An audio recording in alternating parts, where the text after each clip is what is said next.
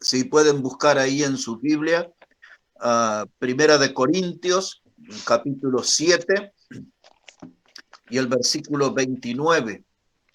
Voy a tomar ahí una frase que en el pasado hicimos una serie de mensajes y voy a tomar esa frase para una nueva reflexión que nos habla de que el tiempo es corto.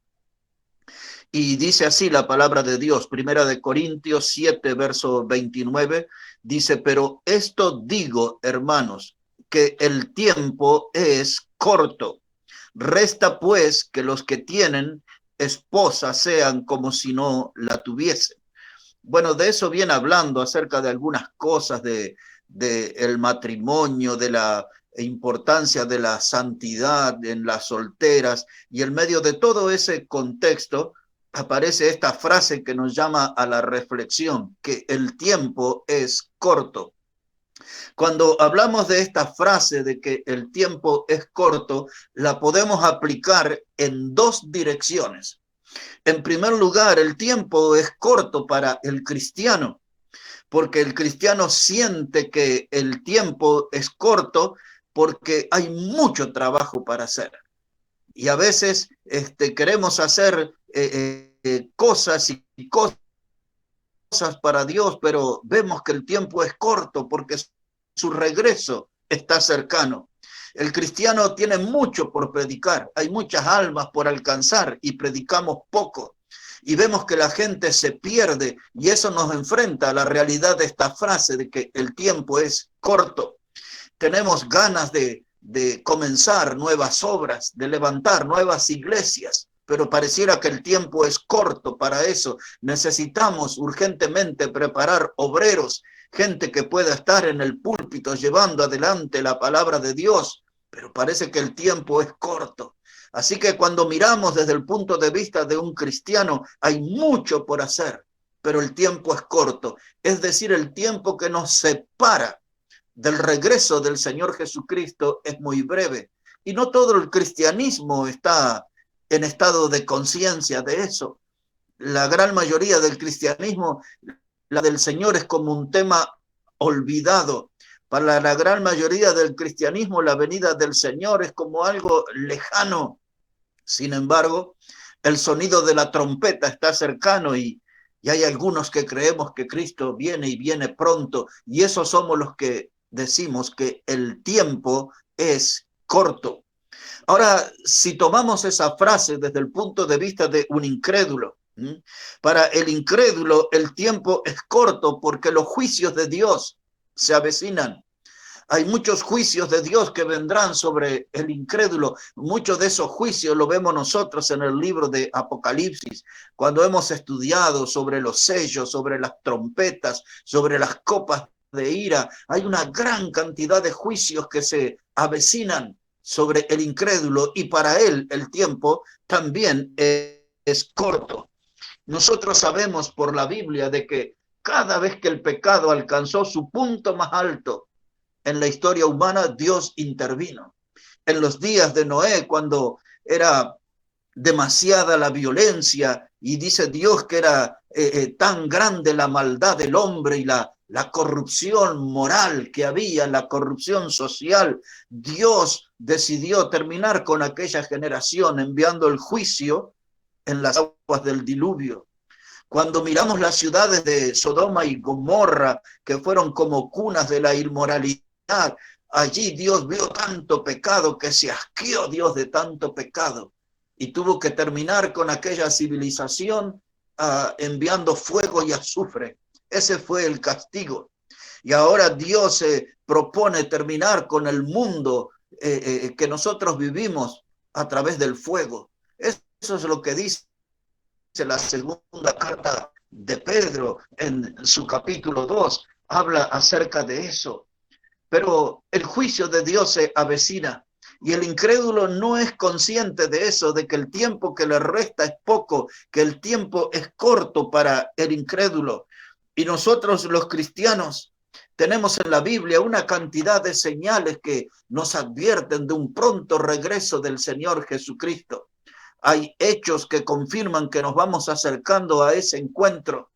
Y ese encuentro es algo que no lo va a poder evitar la fuerza del diablo, del infierno, los demonios, nada de eso. Cristo viene y viene pronto y de un momento a otro lo veremos en las nubes, detrás del sonido de la trompeta. Él vendrá a buscar a su iglesia que compró con su sangre. Ahora, el incrédulo debería conocer algunas advertencias que la Biblia da. Si podemos ahora ir un momento al Evangelio de Mateo, el capítulo 24, allí vamos a estar viendo varias advertencias que nos da la Biblia de que nos acercan al regreso de Cristo, o si ustedes prefieren usar la expresión de los últimos tiempos o los postreros días. Aquí en Mateo, el capítulo 24, mire cómo dice la palabra de Dios. Mateo 24, dice la palabra de Dios, versículo 1. Dice, cuando salió del templo y se iba, se acercaron sus discípulos para mostrarle los edificios del templo. Y respondiendo, él les dijo, ¿veis todo esto? De cierto os digo que no quedará aquí piedra sobre piedra que no sea derribada. Y estando él sentado en el monte de los olivos, los discípulos se le acercaron aparte, diciendo, dinos cuándo serán estas cosas y qué señal habrá de tu venida y del fin del siglo. Como ustedes ven ese comentario de Jesús de que sobre el edificio, sobre el templo de Dios, no iba a quedar piedra sobre piedra, eso despertó la inquietud de los apóstoles. Y aprovecharon la oportunidad que él estaba sentado en el monte y le preguntaron, dinos cuándo serán estas cosas. Y entonces ya nosotros, eso para nosotros es historia, es pasado, porque esa profecía de Jesús se cumplió en el año 70 después de Cristo, cuando Tito era el emperador de Roma, invadió allí Jerusalén, y allí sus tropas tiraron todo lo que era el templo de Dios, y hoy lo que queda como una parte del recuerdo es lo que conocemos como el Muro de los Lamentos. Así que esa profecía ya se cumplió, esa profecía ya es parte del pasado. Y los discípulos le dijeron, dicen, dinos cuándo serán estas cosas y qué señal habrá de tu venida. Es decir, que a partir de el versículo 4, el Señor comienza a darle una cantidad de señales sobre la venida. Y eso vamos a repasar algunas de ellas. Pero la tercera pregunta que le hicieron los discípulos es, ¿qué señal habrá de tu venida y del fin del siglo? Eso quería decir, ¿cuándo se van a terminar los gobiernos humanos? Y lo veremos a Dios en el trono, gobernando. Eso es lo que en el Antiguo Testamento se llamaba un gobierno teocrático. Esa palabra teocrático significa un gobierno de Dios. Cuando no sean los reyes, ni los presidentes, ni los primeros ministros los que manejen este mundo, sino que cuando todo esté manejado por Dios. Eso era lo que ellos querían saber, cuándo iba a suceder eso. Entonces Jesús le da una serie de señales que nosotros conocemos y que vamos a mencionar ahora. La primera de ellas está aquí en el versículo 4, Mateo 24, verso 4. Dice, respondiendo Jesús les dijo, mirad que nadie os engañe, porque vendrán muchos en mi nombre diciendo, yo soy el Cristo, y a muchos engañarán. Esto es lo que nosotros le llamamos una señal religiosa. Como podemos ver nosotros, nunca en la historia lo que se conoce como cristianismo ha estado tan fragmentado, tan dividido. Hoy, desde que tenemos los bautistas por un lado, los hermanos libres por otros, los pentecostales y los metodistas y los presbiterianos, y podemos hacer una lista grande de grupos cristianos, ¿no?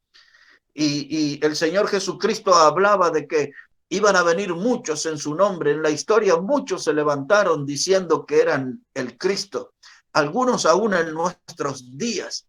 Había uno que se hacía llamar el reverendo Moon, que tenía una iglesia de millones en Corea, y él aseguraba que él era la reencarnación de Cristo. ya murió y no resucitó. Por lo tanto, era un impostor, un estafador.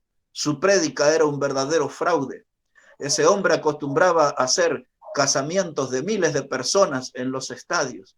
Y la gran mayoría de los bancos del mundo pertenecían a ellos, los diarios, acá en la Argentina, en el Uruguay, por todos lados. Y él era conocido como el reverendo Moon, y se lo identificaba a él como la secta Moon. Sin embargo, él no era Cristo encarnado como aseguraba, porque murió y no resucitó. Más atrás en el tiempo había un hombre que se llamaba José Smith, y él fue el que fundó el movimiento de los santos de los últimos días, que nosotros más bien lo identificamos con el nombre de los mormones. Y él aseguraba haber tenido revelaciones especiales y tantas cosas que hasta él quiso hacer creer a la gente que era el enviado de Dios, pero era un impostor, un estafador, lo que llamamos nosotros un falso profeta. Había en la India un hombre que se llamaba el Sai Baba, que decía que hacía movimientos con sus manos y hacía llover oro y no sé cuántas cosas, y él decía que Cristo se había encarnado en él y también murió y no resucitó. Y así la lista es larguísima. Y Jesús dice, antes de que él regresara, dice, muchos vendrán en mi nombre diciendo, yo soy el Cristo. Aquí en Centroamérica había un hombre que se llamaba Jesús de Miranda. Él primero dijo que era Cristo encarnado, después dijo que él era el anticristo, después le decía a su gente que el 666 era un número bueno y cosas así, y él prometía que iba a resucitar, pero este hombre ya murió y no resucitó. Y así, como digo, hermanos, muchos han dado ese paso que Jesús nos advirtió, vendrán en mi nombre, y a muchos engañarán. De modo que esa es una señal que aún nosotros mismos en nuestra generación la hemos visto, tantos engañadores, de esos obreros fraudulentos, de esos instrumentos del diablo, esos grupos religiosos que han arrastrado a la gente a veces a la miseria y a la inmoralidad, a la ruina, y todo esto es la antesala del peor sufrimiento para la gente que les sigue a ellos, porque ellos están viviendo la antesala del infierno, porque nadie se va a salvar por el mensaje que dan esas clases de falsos profetas. Y Jesús advirtió, por eso cada uno tiene que asegurarse de estar bien en la fe, de estar siguiendo y de estar entendiendo bien la palabra de Dios para no ser una víctima de esos lobos rapaces que vendrán en el nombre de Jesús, pero ni siquiera le conocen como el Salvador. Entonces Jesús da nuevas señales aquí, y él dice en Mateo el capítulo 24 y el versículo 6, él dice, oiréis de guerras y rumores de guerras, y mirad que no os turbéis, porque es necesario que todo esto acontezca, pero aún no es el fin. Sin duda las guerras más violentas y las que dejaron más víctimas vienen desde un siglo atrás, cuando en el año 1914 allí tuvimos la Primera Guerra Mundial, ¿no? Esa guerra dejó unos 50 millones de muertos en total. Se dice que unos 23 millones murieron en los campos de batalla y otro tanto hasta llegar a los 50 millones murieron por las pestes y las enfermedades de tantos cadáveres y de tantos contactos con los muertos, ¿no? Y entonces se habla de esas guerras tremendas, y luego vino la Segunda Guerra Mundial y todo eso dejó el doble de muertos que la primera. Pero aún en nuestros días, que la gente está concentrada con el virus del COVID-19, hay muchas guerras que hoy se desconocen. Hace muy poquito, en el mes de abril nada más de este año, estamos hablando de 2 meses y medio atrás, hubo enfrentamientos entre Armenia y Azerbaiyán. Armenia y Azerbaiyán estaban peleando por un territorio que se llama Nagorno-Karabaj. Y allí hubo como alrededor de miles de muertos, ¿no? Y esta guerra duró poco tiempo, pero detrás de estas dos naciones, Armenia y Azerbaiyán, detrás de una estaba Rusia apoyando y detrás de la otra estaba Turquía. Es decir, que había naciones más poderosas que estaban metidas ahí en el asunto. Y ahí esa guerra no terminó, solamente hay un cese de hostilidades, como le llaman, porque el 9 de noviembre del 2020 se firmó un pacto de paz que va a tener un alcance a lo sumo de 5 años. Y después van a volver a la disputa por ese territorio de Nagorno-Karabaj. Hace muy poquito tiempo hemos tenido quizás estamos hablando de 2 a 3 meses atrás, Rusia quiso invadir Ucrania, por lo menos llegó hasta su frontera. Y ya en el año 2014 hubo unas guerras intensas por un territorio que en realidad es una ciudad muy grande que se llama Crimea. Y ahora otra vez los rusos llegaron a pararse en la frontera de Ucrania y allí con todos sus armamentos estaban entre amenazas y amenazas. Y eso todavía está ahí en un paréntesis. Estamos hablando de guerras y rumores de guerras que son de este mismo año, de este 2021. En estos días que estamos viviendo, el África está convulsionada. No tenemos tantas noticias de allá, pero hay algunos países como Marruecos, por ejemplo, donde tienen miles de refugiados, miles de personas, entre ellos muchos niños que viven en carpas, campamentos de refugiados y que están sometidos al hambre, ¿no? Y después de 30 años se despertó un conflicto, ¿no? Allí en esa zona de Marruecos. Ellos estaban peleando con los que se llaman de Sahara Occidental. Y siempre, como les digo, hermanos, detrás de esas naciones que no son tan poderosas, porque Marruecos es un país que no es tan grande, pero detrás de ellos, los que son poderosos en armas, otras naciones les respaldan. Hay un país del cual la Biblia habla que es Yemen. Ese país tiene 30 millones de habitantes y muchos de los habitantes de ellos por millones huyen a lo que conocemos como Arabia Saudita o Eritrea o Omán, que son países fronterizos, y allí desde ese país de Yemen tratan de huir. Es el país que tiene más alto nivel de desnutrición infantil. Es decir, que esas guerras y rumores de guerra entre los que estamos conociendo, hay mucha hambre allí en el medio, hay mucha necesidad. Y allí se pelean los grupos tribales, hay unos que se llaman los hutis, que eso los respalda el país de Irán. Y después hay otros 2 grupos más, uno de ellos respaldado por los Emiratos Árabes. ¿Y qué tal esa batalla que hubo de Israel contra el grupo Hamas? No ha pasado mucho tiempo de eso, estamos hablando de 2 meses atrás, a lo sumo 3 meses atrás.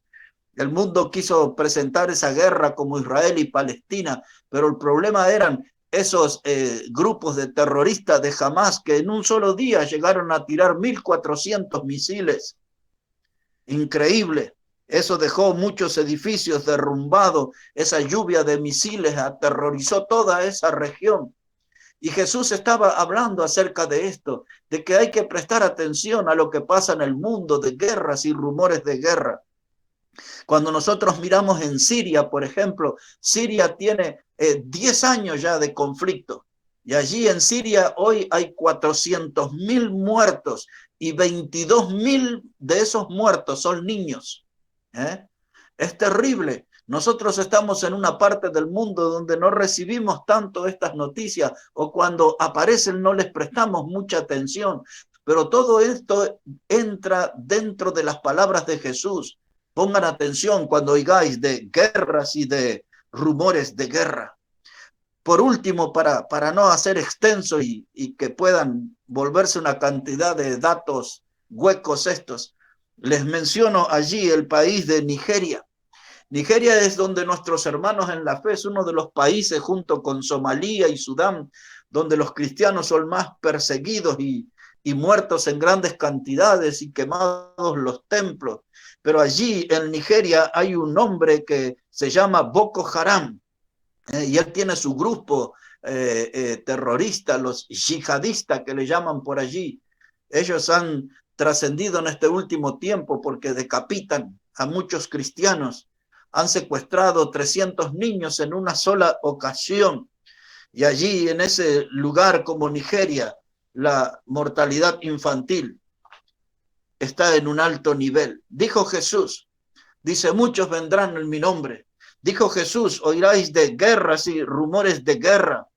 Y luego él dice en el versículo 7, porque se levantará nación contra nación y reino contra reino, y habrá pestes y hambres y terremotos en diferentes lugares.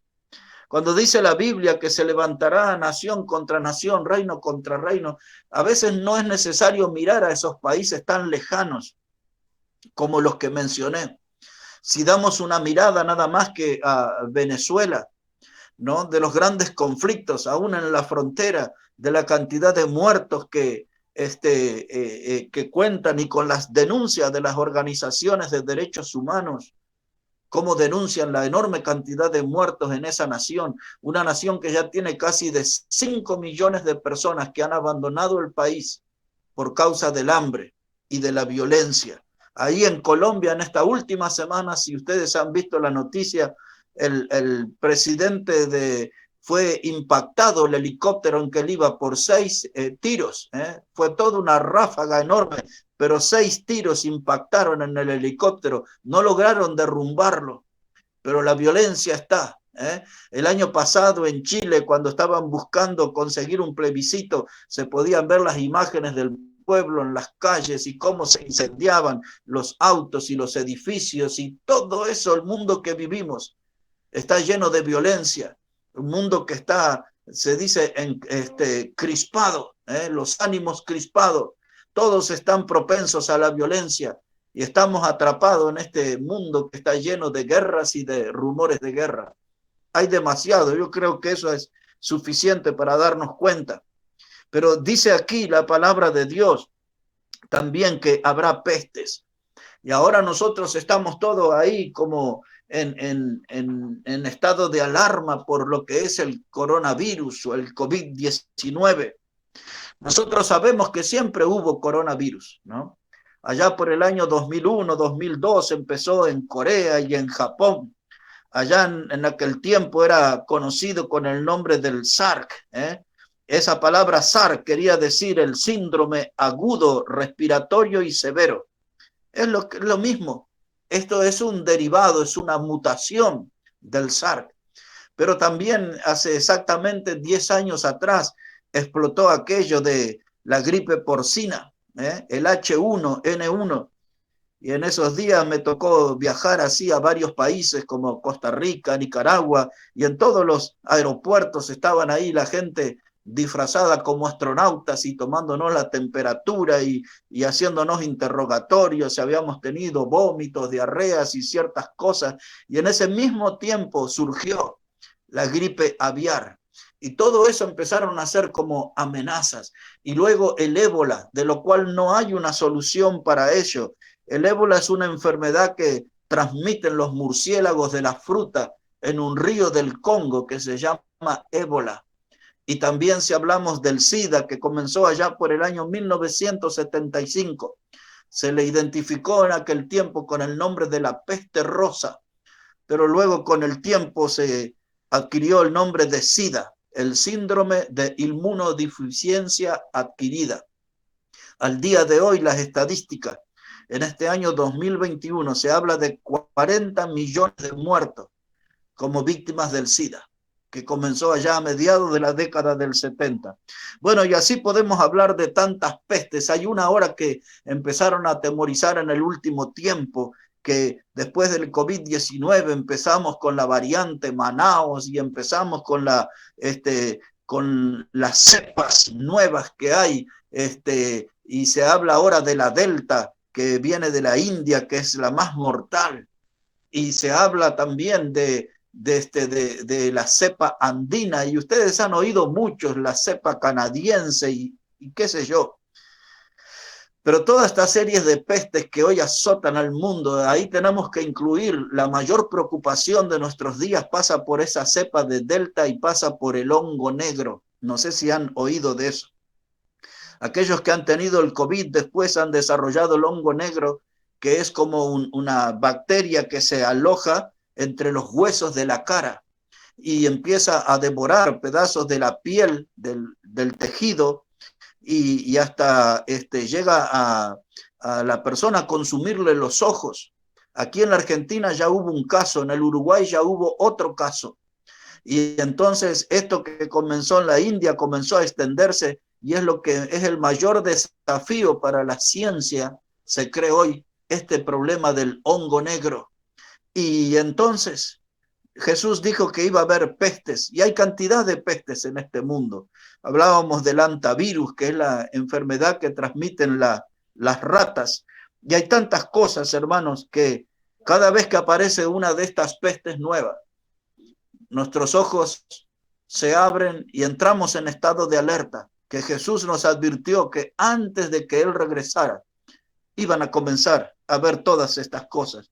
Y luego ahí hablaba de terremotos y en este año hemos tenido cantidad, ¿no? Y volcanes que entraron en erupción y esas tormentas de arena en Mongolia que transformaron el cielo en color naranja y tantas cosas raras que están pasando, las lluvias de estrellas que se usan el nombre de las miriadas. Hermanos, hay demasiadas señales que deberían ayudar a que enfoquemos la mirada en este capítulo 24. El Señor estaba hablando acerca de la venida. Entendemos que estaba hablando de la venida para instalar su reino, pero antes de instalar su reino, Él vendrá para buscar a su iglesia. Así que esto todo nos pone más cerca del encuentro con el Señor. Como cantábamos en ese himno recién, de cara a cara espero verle más allá del cielo azul. Así que el sonido de la trompeta es algo que está cercano y Cristo vendrá y vendrá pronto. Y por eso decimos, el tiempo es corto, hermano. El tiempo es corto. Esa frase es el detonante para hacernos pensar qué vamos a hacer con nuestra vida. Los que trabajamos en la obra de Dios, ¿qué vamos a hacer con nuestro ministerio? ¿Lo que estamos haciendo es todo lo que podemos hacer por Cristo o hay más que podemos hacer? Lo que estamos haciendo, realmente lo estamos haciendo con responsabilidad, con compromiso, porque esa frase que leímos al comienzo en 1 Corintios 7:29, de algún modo nos persigue y de algún modo nos exige de trabajar con responsabilidad en la obra, dice Pablo, sabiendo que el tiempo es corto. Ahora hay algunos hermanos que deberíamos preguntarle, ¿realmente sabían que el tiempo es corto? ¿Realmente lo sabían? Dice el escritor de los Hebreos en capítulo 10 y versículo 37 y 38, después de que habla de que el justo por la fe vivirá, dice la palabra de Dios, aún un poquito de tiempo, y el que había de venir vendrá y no tardará.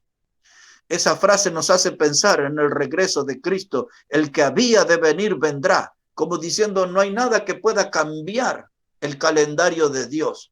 No hay nada que pueda alterar el programa de Dios, el plan de Dios. El que había de venir vendrá, dice la Biblia. Y agrega, no tardará. Es decir, que no vendrá más tarde de lo que Dios ya estableció. Las señales están vistas en el mundo. Las profecías han sido todas cumplidas. Solo lo que queda es oír ese sonido de la trompeta. Y el que había de venir vendrá y no tardará. Por eso, a la luz de todo esto, mis hermanos, nosotros decimos, el tiempo es corto. El tiempo es corto. Entonces veamos cómo nos vamos a manejar en esta vida. Veamos qué cosas necesitamos cambiar con urgencia para tener más logros para Dios, para tener más conquista para gloria de Cristo. Este no es tiempo para perezosos, no es tiempo para andar de brazos cruzados, es tiempo de hacer lo mejor para nuestro Salvador, porque tenemos conciencia de que el tiempo es corto. Y dos pasajes en la parte final. El primero de ellos en el Evangelio de Lucas, si podemos dar una mirada allí, hermanos, en el Evangelio de Lucas, el capítulo 17 y el versículo 24.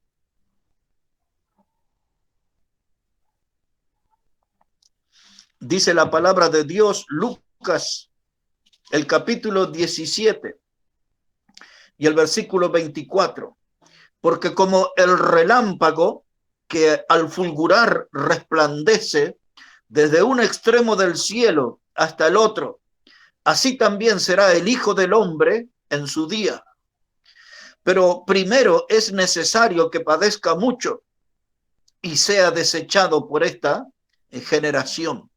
Ya eso pasó, ya sufrió mucho en la cruz, ya fue humillado, fue crucificado, fue desechado en esa generación. Es decir, que eso ya es parte del pasado. Y ahora dice la palabra en el verso 26, como fue en los días de Noé, así también será en los días del Hijo del Hombre. Comían, bebían, se casaban y se daban en casamiento hasta el día en que entró Noé en el arca y vino el diluvio y los destruyó a todos. Ahora, esta señal es para el pueblo de Israel. Nosotros sabemos que Cristo va a venir de un momento a otro. Por eso, varias veces que hemos hablado de la venida del Señor, usamos la palabra inminente. La palabra inminente quiere decir que Cristo vendrá de un momento a otro. Pero este pasaje está dirigido a la nación de Israel, cuando Cristo venga para establecer su reino. Y ahí hay una advertencia, dice que será como en los días de Noé. Dice que allí en ese tiempo la gente comía y bebía, se casaban y se daban en casamiento. Es decir, que la gente estaba entretenida en las cosas temporales. La gente estaba divirtiéndose con pecados terrenales. Y dice que la gente estaba allí en la búsqueda del placer. Ellos querían casarse, ellos querían tener una vida romántica y querían comer y querían beber. Esto me hace acordarlos de aquel hombre granjero. ¿Se acuerdan aquel hombre que dijo, alma, come, bebe y regocíjate porque muchos bienes tiene? Y el mundo en general piensa así. Su Dios es el vientre. Dijo Pablo a los filipenses, les habló de eso, advirtiéndolo sobre algunos que estaban ahí enemigos de la cruz de Cristo. Pablo dijo, esos enemigos de la cruz de Cristo, una de sus características es que su Dios es el vientre. Viven para la comida, viven para el momento, viven para lo pasajero. Y dijo Pablo que la gloria de ellos solamente buscan lo terrenal.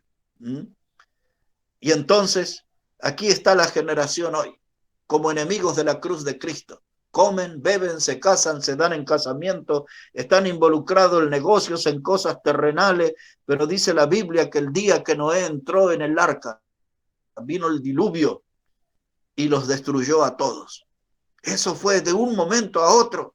Ellos estaban muy entretenidos en el pecado, ellos estaban muy atrapados en su mundo de diversión.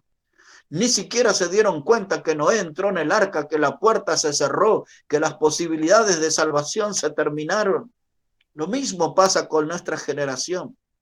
Nuestra generación está anestesiada por el diablo. El diablo los tiene entretenidos. Muchos de ellos ni siquiera tienen un temor por el virus y hacen sus fiestas clandestinas y no se quieren privar de nada.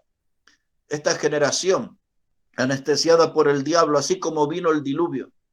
Un día sonará la trompeta y Cristo vendrá en las nubes y los juicios se desatarán sobre el mundo incrédulo. Entró Noé al arca, vino el diluvio y los destruyó a todos. Y ahora aquí el Señor da el segundo ejemplo en la historia, verso 28. Dice, y asimismo como sucedió en los días de Lot, comían y bebían, compraban, vendían, plantaban, edificaban. Mas el día en que Lot salió de Sodoma, llovió del cielo fuego y azufre y los destruyó a todos. Ahí otra vez usa la misma expresión que usó con el diluvio, lo usó también para hablar del fuego y azufre. Los destruyó a todos, los destruyó a todos. Un juicio que tiene un gran alcance. El juicio que se avecina sobre el incrédulo es un juicio que tendrá un alcance mundial. En todos los extremos de la tierra llegará ese juicio de Dios. Será de forma repentina para el mundo incrédulo, porque ellos están entretenidos en los placeres y en las cosas de esta vida, de esta tierra.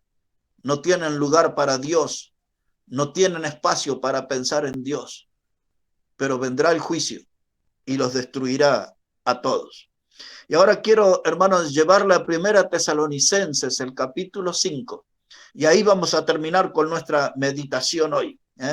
En Primera Tesalonicenses, el capítulo 5, y ponemos la mirada allí en el versículo 1. Primera Tesalonicenses, el capítulo 5 y el versículo 1.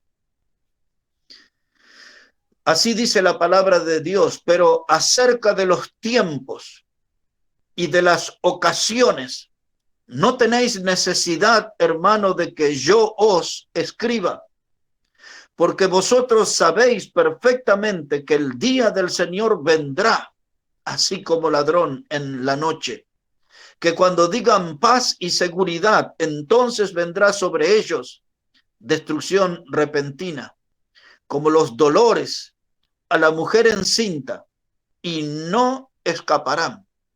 Esa expresión es el equivalente a que vino el diluvio y los destruyó a todos. Cuando venga este juicio que habla este texto, dice, no escaparán, no escaparán. Ahora bien, este pasaje, yo sé que muchos predicadores lo usan en relación a la iglesia y a la venida del Señor, pero este pasaje está hablando que cuando Cristo va a venir al final de la tribulación. ¿Y cómo podemos saber eso y estar seguros de eso? Porque dice que esa venida será como ladrón en la noche. Para nosotros, si Cristo viene, no es una sorpresa porque lo estamos esperando, o deberíamos estar esperándolo. Nosotros sabemos que su regreso es inminente, es decir, de un momento a otro. Nosotros mismos tenemos un nombre que nos distingue, que es Maranata. Cristo viene y viene pronto. Así que si Él viniera hoy, mañana o la semana próxima, no sería una sorpresa para nosotros. Pero si Cristo viniera para Israel, para ellos sí, porque ellos no lo están esperando. No están esperando su Mesías, no están esperando a Jesús.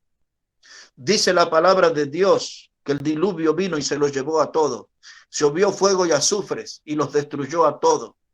Y dice que cuando venga aquí el Señor, dice, no escaparán. ¿Quiénes son los que no escaparán? Los que no tienen a Cristo, los que no son salvos, los que no tienen el refugio de salvación. Pero para nosotros no hay riesgo. Ya estamos en el mejor refugio. Ya estamos protegidos en Cristo. Ya estamos nosotros allí en los brazos de nuestro Salvador, protegidos. No hay nada que temer. No hay ningún juicio que nos va a alcanzar a nosotros.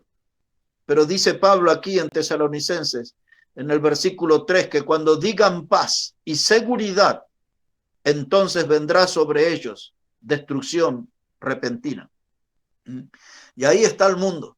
El mundo se siente seguro.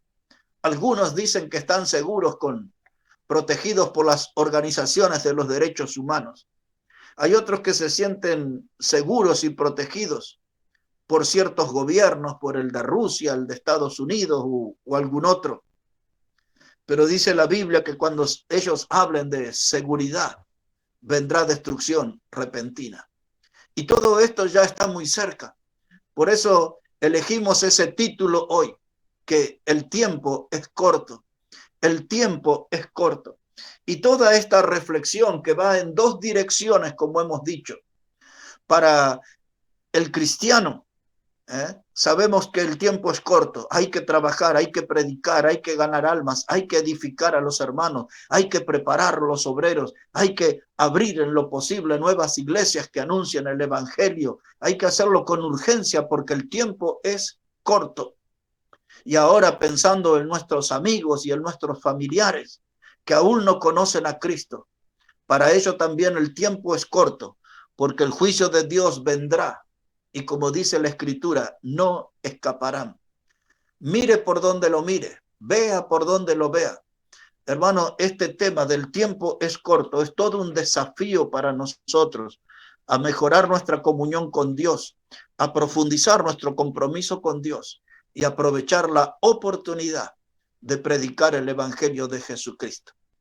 Así que ahí tenemos un título, que nos puede perseguir, un título que nos puede resultar como una carga pesada. Ahí tenemos un título que nos despierta, que nos llama a un estado de responsabilidad. El tiempo es corto, el tiempo es corto y hay que trabajar para el Salvador. Bueno, que el Señor bendiga su palabra, mis hermanos.